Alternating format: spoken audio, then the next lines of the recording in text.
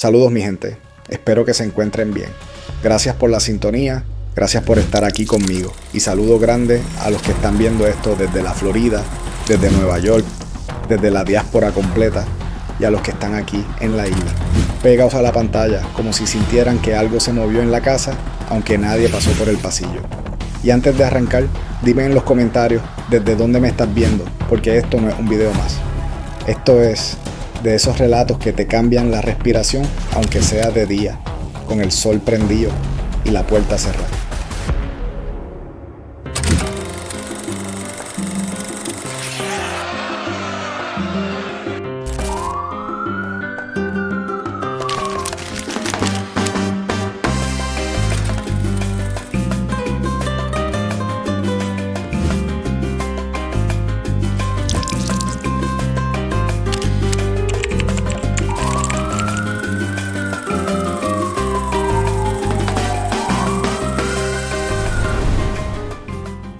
Bayamón no duerme, nunca ha dormido, aunque la mañana amanezca tranquila, aunque los carros vayan para el trabajo y los nenes para la escuela, siempre hay algo corriendo por debajo, como una corriente eléctrica invisible, y en los años 90 esa corriente tenía nombre y apellido. Ángel Ayala Vázquez. Para muchos, Ángelo Millones, para otros, simplemente el tipo que mandaba sin tener que levantar la voz. Pero antes de que ese nombre pesara como plomo en la calle, antes de que se convirtiera en un susurro que ponía a la gente incómoda, hubo hambre, hubo necesidad, hubo caserío donde la esperanza duraba menos que una quincena.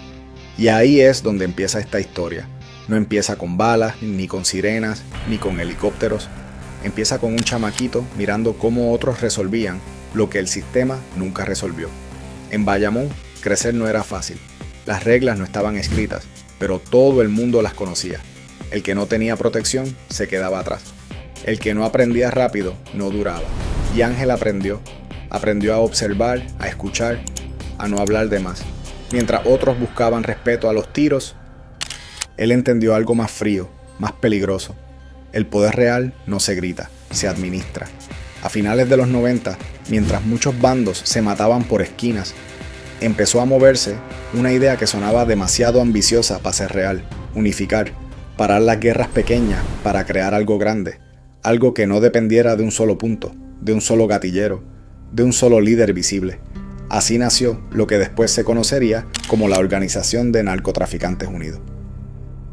La ONU, un nombre que parecía un chiste, hasta que dejó de serlo. La calle empezó a murmurar que si ahora había reglas, que si ahora había estructura, que si los que antes se mataban ahora se sentaban ahí a hablar.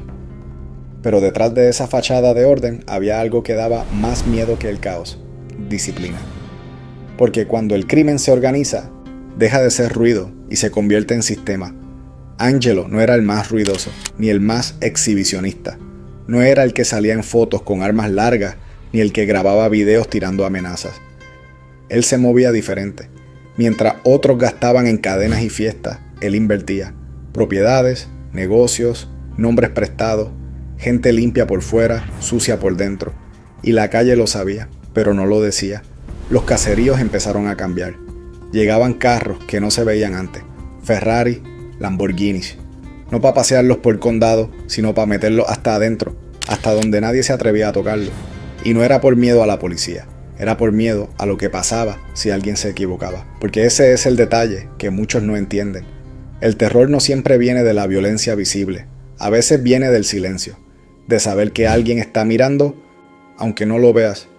De saber que hay consecuencias, aunque nadie las anuncie. Ángelo Millones se convirtió en eso. En una presencia. En un nombre que se decía bajito. En alguien que, según la calle, ayudaba al barrio mientras lo controlaba. Pagaba funerales, organizaba conciertos, repartía dinero y así compraba algo más valioso que lealtad: complicidad.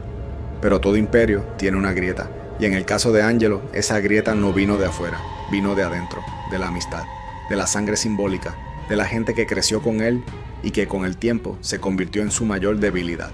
Porque cuando Chino Valencia cayó, algo se rompió. No fue solo una baja más, fue un golpe personal, un mensaje, y la calle sintió el cambio de inmediato.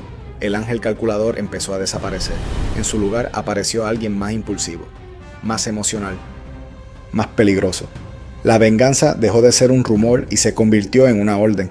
Y cuando una orden baja desde arriba, nadie pregunta, nadie duda, nadie se echa para atrás. 10 gatilleros, 5 carros, fusiles, pistolas. Una tarde cualquiera que terminó bañada en sangre, una escena que todavía pesa en la memoria colectiva como una mancha que no se borra. Ahí fue que el sistema llamó demasiado la atención. Ahí fue que el silencio se rompió. Porque una cosa es que la calle se mate entre sí y otra muy distinta es cuando el horror cruza líneas que ni la misma calle perdona. Desde ese momento algo empezó a moverse.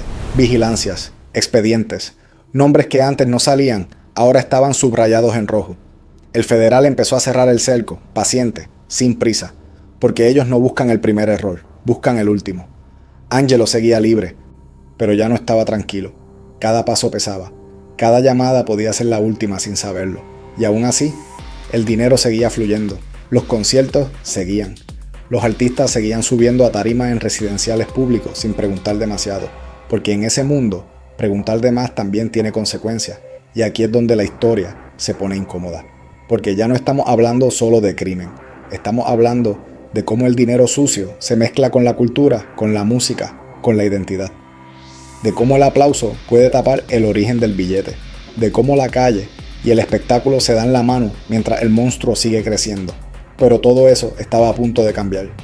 Porque cuando el poder deja huellas demasiado grandes, alguien siempre empieza a seguirlas, y lo que venía no era una redada cualquiera, era el principio del fin. Después de aquella tarde que dejó a Bayamón con la respiración cortada, nada volvió a sentirse igual. La calle puede perdonar muchas cosas, pero hay líneas que cuando se cruzan cambian la temperatura del ambiente. Ya no era solo miedo, era incomodidad. Era ese silencio raro que se siente cuando todo el mundo sabe algo, pero nadie se atreve a decirlo. Angelo seguía caminando como siempre, con la espalda recta y la mirada fría, pero por dentro la presión empezaba a notarse. Los viejos de la calle lo decían bajito.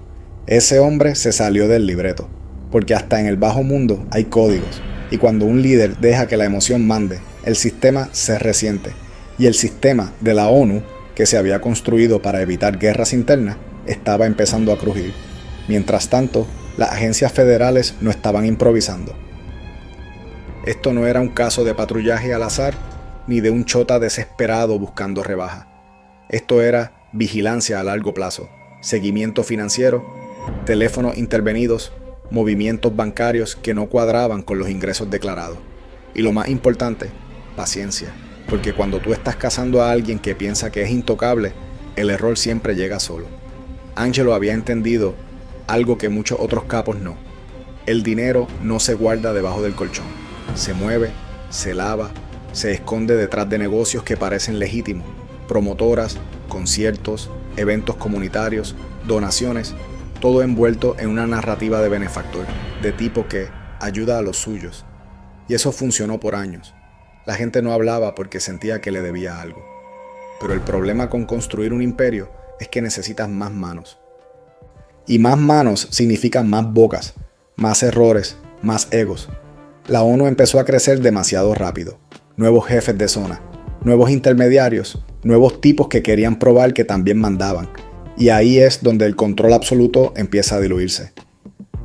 Los federales lo notaron. De repente, los mismos nombres aparecían una y otra vez en distintos expedientes. Un mismo carro, visto en Carolina y luego en Río Piedras. Un mismo número de teléfono vinculado a varias operaciones. Un mismo apellido repitiéndose en diferentes residenciales. El rompecabezas estaba tomando forma. Y mientras eso pasaba, Angelo seguía alimentando su imagen. Carros exóticos, fiestas privadas, rumores de que podía entrar a cualquier caserío sin escolta, y nadie se atrevía a mirarlo mal. Ese tipo de respeto no se compra con dinero solamente, se compra con miedo acumulado. Con historias que se pasan de boca en boca y que nadie quiere comprobar. Pero el miedo también genera resentimiento, y el resentimiento, tarde o temprano, busca salida. Algunos de los mismos que juraban lealtad empezaron a sentir que el riesgo ya no valía la pena, que el jefe estaba trayendo demasiada atención, que la cosa se estaba calentando más de lo necesario, y en ese ambiente cualquier chispa podía prender un fuego que no se apaga fácil. Las primeras señales fueron pequeñas, arrestos menores, incautaciones que parecían rutinarias. Pero los que sabían leer entre líneas entendieron el mensaje. Esto no era casualidad, esto era un cerco cerrándose, y aún así, nadie se movía. Porque cuando llevas años viviendo bajo un líder fuerte, el miedo a irte puede ser más grande que el miedo a quedarte. Angelo empezó a confiar en menos gente. Las reuniones se hicieron más discretas, los mensajes más cortos, las órdenes más indirectas. Pero ya era tarde para volver al anonimato. Su nombre estaba demasiado alto en la lista. Y lo que viene después de eso casi nunca es una negociación. Entonces llegó el día que muchos esperaban y otros temían. Una mañana que parecía normal, pero que llevaba meses cocinándose en oficinas frías, llenas de papeles y pantallas. No hubo persecución cinematográfica, no hubo tiros. Hubo puertas tocadas con fuerza, chalecos, nombres gritados, órdenes claras. El tipo de operativo que te deja claro que esta vez no hay salida.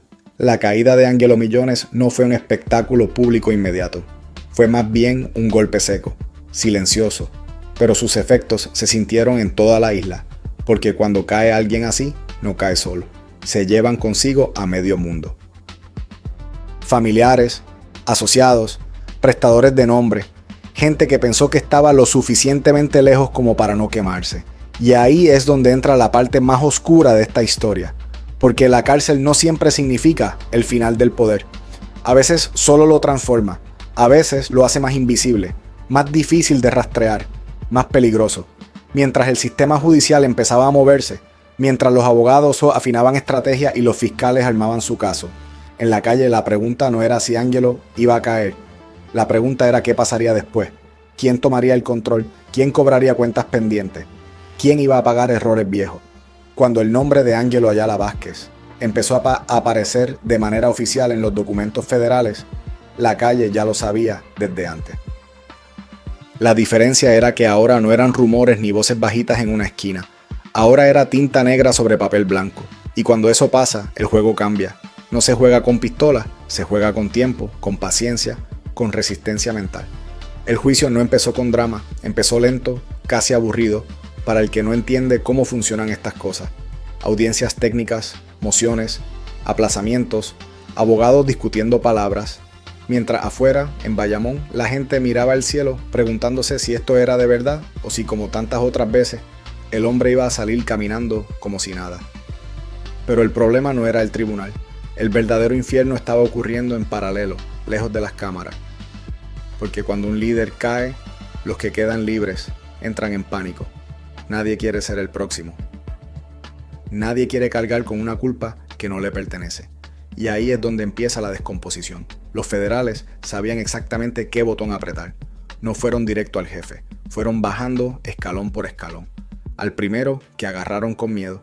Al segundo, que tenía familia. Al tercero, que ya estaba cansado de vivir mirando por encima del hombro. Y poco a poco, la muralla que protegía a Angelo empezó a llenarse de grietas invisibles. Los testimonios comenzaron a llegar envueltos en palabras legales, pero detrás de cada declaración había una historia de traición, de ambición mal calculada, de gente que creyó que el imperio era eterno. Nombres que nunca habían salido a la luz empezaron a aparecer en expedientes sellados. Personas que parecían intocables de repente necesitaban abogados desesperadamente. Mientras tanto, Angelo observaba todo desde su celda. Y aquí es donde mucha gente se equivoca. Piensan que la cárcel apaga a un capo. Lo que no entienden es que para alguien que vivió toda su vida controlando desde la sombra, una celda es solo otro cuarto desde donde se dan órdenes. Si todavía te respetan, y durante un tiempo lo respetaron, las visitas no paraban, mensajes codificados, abogados que llevaban más que papeles, miradas largas, silencios que decían más que las palabras. Angelo no gritaba, no hacía amenazas, no las necesitaba. Su nombre todavía pesaba, y ese peso mantenía a mucha gente en línea. Pero el miedo es un animal impredecible. Algunos se mantuvieron firmes, otros empezaron a dudar, porque cuando el gobierno federal entra a jugar, no lo hace a medias. Empiezan a hablar de cadenas perpetuas, de sentencias que no se negocian, de décadas que se comen la vida completa de un hombre, y ahí es cuando muchos empiezan a pensar distinto. El caso se empezó a volver más grande de lo que muchos esperaban. Ya no era solo tráfico, ya no era solo lavado, era estructura criminal, organización, conspiración, palabras grandes que significan una sola cosa: quieren enterrarte vivo con papel. Y en medio de todo eso, ocurrió lo impensable. La calle, que siempre había protegido a Angelo, empezó a dividirse, no en voz alta, no con tiros, sino con distancia, con llamadas que no se devolvían, con reuniones a las que ya no lo mencionaban, con gente que empezaba a prepararse para un mundo sin él. Eso es lo más cruel del poder. No se va de golpe, se evapora. Cuando finalmente llegó la sentencia, no hubo sorpresa. El tribunal habló claro: cadena perpetua, sin adornos, sin romanticismo. Un punto final que, en papel, significaba el fin de una era. Para muchos, ese día era el cierre definitivo de la historia de Angelo Millones. Pero la calle no funciona como los tribunales, porque mientras el juez hablaba, mientras la familia lloraba, mientras los medios celebraban una victoria contra el crimen, en los barrios se hacía otra pregunta: ¿y ahora quién manda? Porque el dinero no desaparece solo, las rutas no se borran solas, y los favores acumulados durante años no se esfuman con una sentencia. Ahí es donde entra la segunda vida del imperio. Algunos pensaron que el poder moriría con él. Otros sabían la verdad, que el imperio ya estaba fragmentado, repartido entre manos que aprendieron observando. Hombres que nunca quisieron ser la cara, pero sí la caja. Personas que entendieron que el error de Angelo fue mostrarse demasiado. Los hijos, los allegados, los prestanombres, todos quedaron bajo lupa, cada paso observado, cada movimiento analizado, y aún así, algo seguía funcionando por debajo, más lento, más discreto, más silencioso. Porque si algo había aprendido la gente cercana a Angelo era esto: el verdadero poder no grita, susurra. En Bayamón, el ambiente se volvió raro, menos ruido, menos carros lujosos, menos ostentación, pero el dinero seguía moviéndose. Los puntos seguían activos. Las conexiones internacionales no se cortaron de un día para otro, solo cambiaron de manos. Y lo más inquietante de todo es que muchos de los que se beneficiaban de ese sistema no querían que desapareciera. Había familias enteras que dependían de ese flujo, negocios que se habían levantado con ese dinero, carreras musicales, eventos, contratos, silencios comprados durante años. Porque el imperio de Angelo no fue solo criminal, fue cultural. Se infiltró en la música, en la calle, en la narrativa del tipo que ayuda. Y desmontar eso es mucho más difícil que encerrar a un hombre. Años después, todavía se escuchan historias, que si una llamada desde prisión, que si una orden que se cumplió, que si un problema que se resolvió sin que nadie supiera cómo, verdades mezcladas con mitos. Pero en el bajo mundo, los mitos también tienen poder. Y ahí es donde esta historia se vuelve realmente perturbadora, porque no importa cuántos años pasen, cuántos muros los separen del mundo, cuántos documentos digan que todo terminó. Hay sombras que no se van, hay nombres que siguen pesando, hay imperios que no caen, solo cambian de forma. Cuando Angelo Ayala Vázquez quedó oficialmente enterrado en vida dentro del sistema federal, el silencio que siguió no fue paz, fue contención, como cuando en el monte deja de soplar el viento y todo el mundo sabe que viene algo feo. La calle no celebró, tampoco lloró, la calle esperó. Porque cuando un hombre gobierna durante años sin aparecer en titulares, cuando controla sin gritar, cuando reparte y castiga sin dejar huellas visibles, su ausencia no crea alivio, crea ansiedad. Nadie sabía exactamente quién estaba al mando ahora, y eso, en el bajo mundo, es más peligroso que un enemigo claro. Los primeros meses después de la sentencia fueron extraños, no hubo guerras abiertas, no hubo masacres como antes, pero empezaron a pasar cosas pequeñas, cambios sutiles, un punto que cerró sin explicación, otro que abrió con gente nueva, viejos nombres desapareciendo de conversaciones, nuevas caras entrando sin pedir permiso. Era el imperio moviéndose para sobrevivir, porque lo que muchos no entienden es esto: Angelo no construyó un reinado de hombres leales por amor, lo construyó por necesidad compartida, por dinero, por miedo, por favores acumulados. Y cuando él cayó, todo eso no se evaporó, se redistribuyó. Los hijos quedaron bajo la lupa desde el primer día. No porque todos estuvieran metidos directamente, sino porque en la mente de los federales hay una regla no escrita. La herencia criminal no se borra con una sentencia. Y en la calle hay otra regla aún más clara. El apellido pesa, quieras o no. Algunos quisieron tomar el control usando ese nombre como escudo. Otros hicieron lo contrario. Se alejaron lo más posible, tratando de no cargar con una sombra demasiado grande. Pero incluso cuando intentas huir del legado, el legado te alcanza. Especialmente cuando hay dinero sin dueño claro. Y ahí empezó el verdadero problema, porque sin un jefe visible, sin una figura que diera la última palabra, los acuerdos viejos empezaron a resquebrajarse. No de golpe, sino poco a poco, 1% aquí, una deuda allá, un favor que ya nadie quería pagar, y cada pequeña grieta era una invitación al caos. Viejos aliados empezaron a probar límites. Gente que durante años había obedecido sin cuestionar, ahora preguntaba, ¿y quién dijo eso?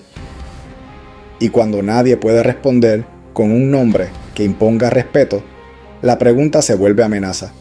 En Bayamón, los rumores corrían más rápido que los carros, que si fulano se estaba quedando con más de lo que le tocaba, que si Mengano estaba hablando de más, que si había gente tratando de negociar por su cuenta, nada confirmado, todo peligroso. Porque en organizaciones así, el problema no es el traidor abierto, es el silencioso, el que sonríe, asiente y guarda su propio plan. Y mientras eso pasaba en la calle, adentro del sistema penitenciario ocurría otra guerra, más callada pero igual de brutal. Angelo, encerrado, seguía recibiendo información, no todo, no como antes, pero lo suficiente para entender que su imperio ya no era un bloque sólido, era un rompecabezas a punto de romperse. Y aquí es donde la historia se pone incómoda, porque hubo momentos, y esto lo sabe gente que no habla, en que desde la prisión se intentó poner orden, mensajes enviados, advertencias indirectas, recordatorios de favores pasados, y por un tiempo funcionó.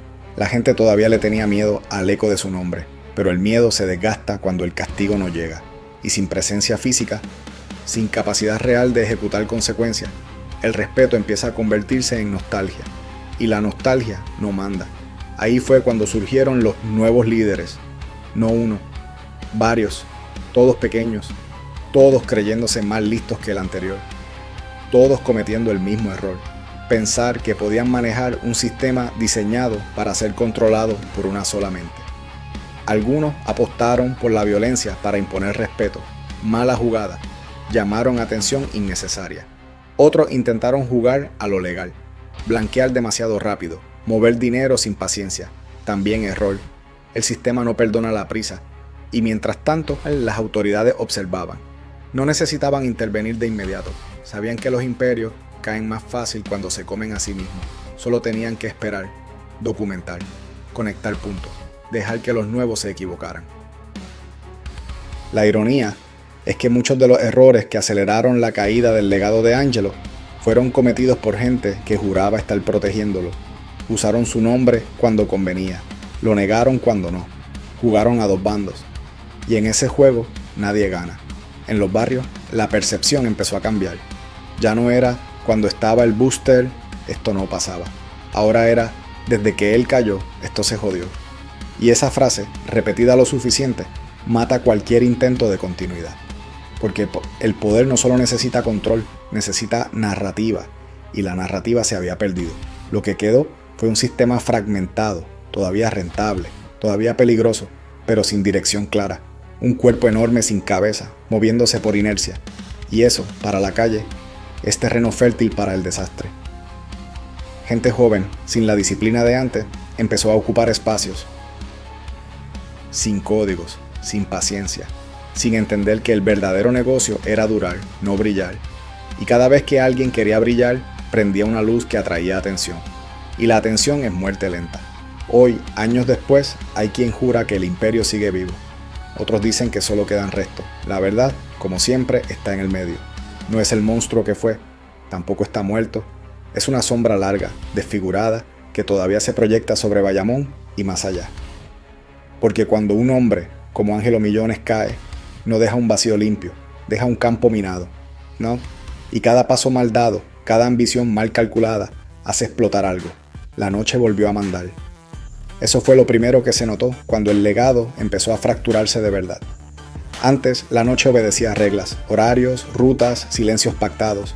Ahora la noche improvisaba. Y cuando la noche improvisa, siempre hay alguien que amanece de menos. Los viejos decían que el sistema se estaba desafinando, no explotando, no cayendo de cantazo, sino perdiendo esa armonía peligrosa que lo hacía invisible. La bolita seguía rodando, los puntos seguían moviendo, los contactos seguían respondiendo.